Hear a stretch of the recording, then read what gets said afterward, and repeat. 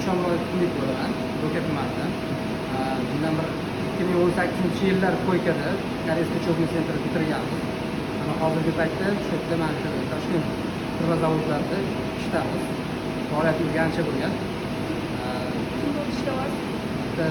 Takarni chipuni operator bo'lib ishlaymiz. Programmalar o'rgatamiz. O'sha hammasiga Qo'ykadan haliga deganimiz o'qib chiqqanmiz. To'g'ri mana bu bo'lyapti. Qo'ykada o'qib chiqqanmiz. Yaxshi bo'lgan. Yaxshi joy.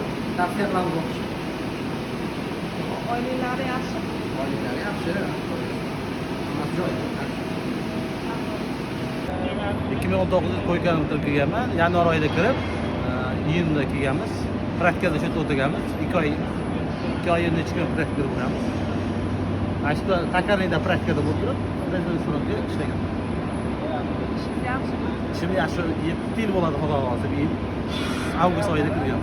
Avgust 22sida imtihon topshirib, sentyabr 3-sida ishga kirdim. Qanaqa yaxshimi? O'sha nima Qo'ykadan kelgan bolalar mana shu tarafda turib, 15 tadan oshib qo'ygan ishchilar bolalari bor.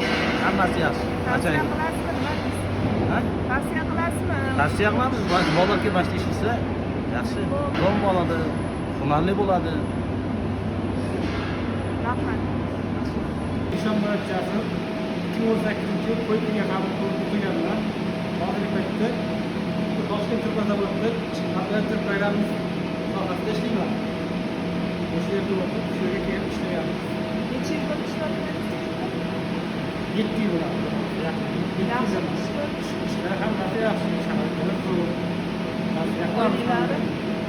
Oilalari ham yaxshi.